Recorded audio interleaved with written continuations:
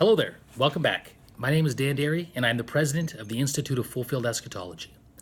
Today we're going to continue where we left off last video. We're going to look at Matthew 21 and Jesus' words that regarding the days of vengeance and the fulfillment of all things written.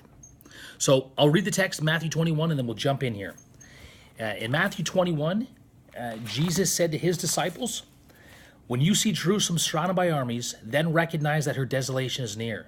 Then those who are in Judea flee to the mountains, and those who are in the midst of the city must leave, and those who are in the country must not enter the city, because these are the days of vengeance, that all things written will be fulfilled." Now, last video, we looked at the fulfillment of all things written within the text. In verse 27, Jesus said that generation would see the Son of Man coming on the clouds. In verse 28, they would see their redemption. Their redemption would be nigh. They would lift up their heads. And in verse 31, when they saw these things come to pass, the kingdom of God would be at hand. And in verse 34 of Matthew 21, Jesus said that generation would not pass away until all those things were fulfilled. The fulfillment of all things written would become in that generation. What I want to do in this video is look at Jesus' phrase, the days of vengeance. Because if we can identify what the days of vengeance were, we can identify what happened, what took place in the destruction of Jerusalem. Because Jesus said the destruction of Jerusalem would be the days of vengeance. He said, when you see Jerusalem surrounded with armies, know that its desolation is near. These are the days of vengeance. So I want to go back to the Old Testament and identify what would take place in the days of vengeance, and we can understand what would take place in the destruction of Jerusalem in AD 70. So first place I want to go is Deuteronomy chapter 32, and Deuteronomy 32 is a prophetic. It's a prophecy, a projected prophecy into Israel's last days, and it's the history of Israel, essentially, culminating in the vengeance of God upon Israel and her last end, her judgment and the days of vengeance upon Israel in her last days. So let's pick it up in verse 32.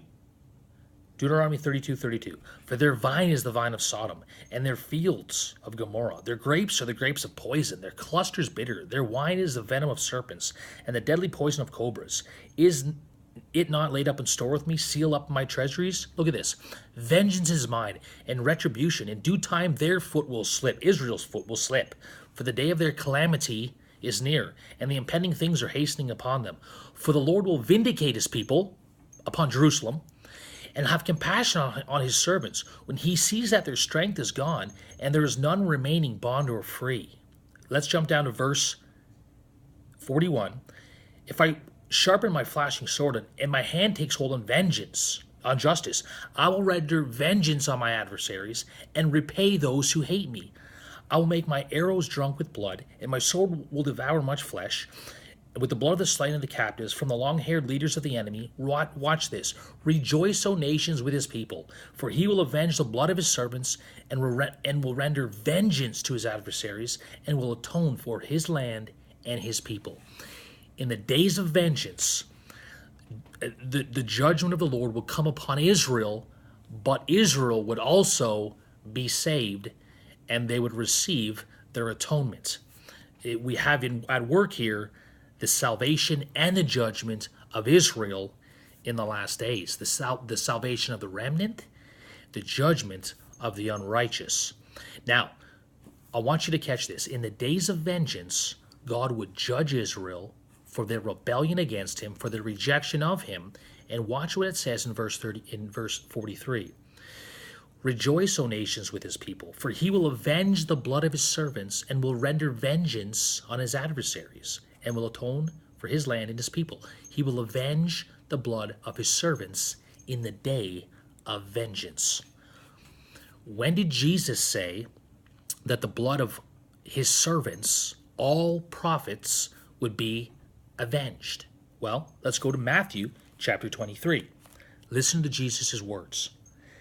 In verse 30, pick it up in verse 34. Therefore, behold, I am sending you prophets and wise men and scribes, and some of them you will kill and crucify, and some of them you will scourge in your synagogues and persecute from city to city. Watch this. So that upon you, who's he speaking to? The Jews of his day, the Pharisees and the scribes, but the unbelieving of Israel, that upon you may fall the guilt of all the righteous blood shed on the earth, from the blood of righteous Abel to the blood of Zechariah, the son of Berechiah, whom you murdered between the temple and the altar. Truly I say to you, all these things will come upon this generation. That's Jesus' generation.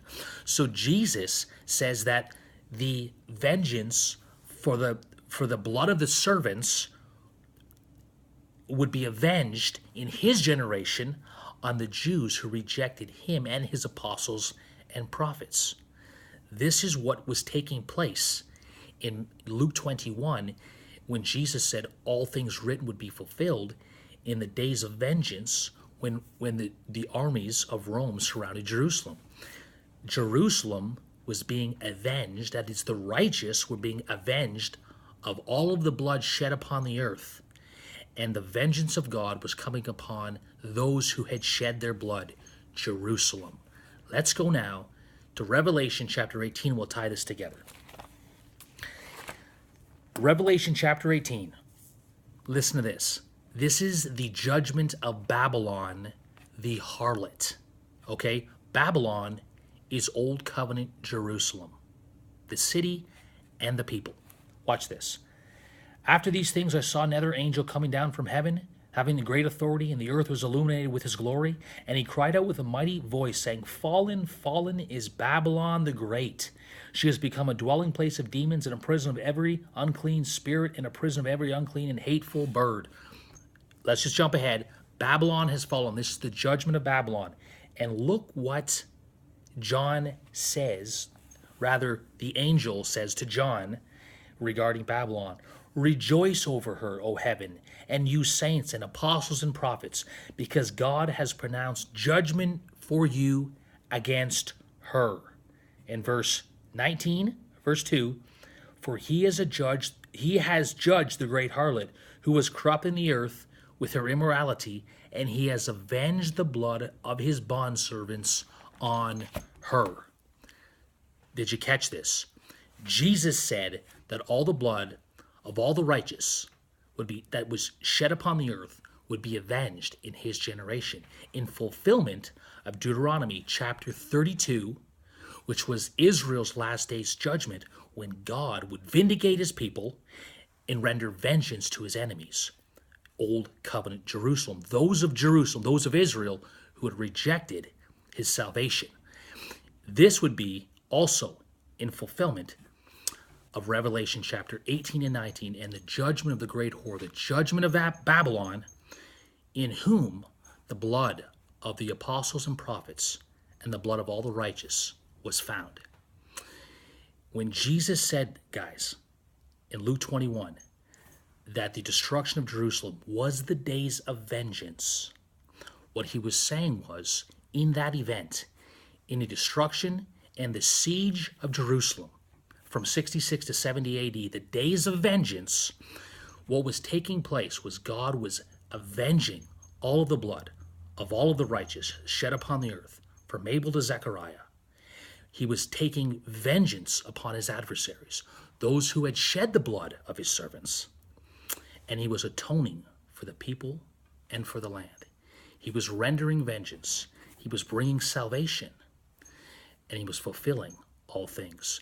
This is why Jesus could say, when you see Jerusalem surrounded with armies, know that its desolation is near. These are the days of vengeance, that all things written would be fulfilled. Guys, I hope this has been a blessing. Continue to study. Look at these things for yourself. Jerusalem was destroyed. God's vengeance was satisfied, and he saved his people. He vindicated the righteous. He came in glory.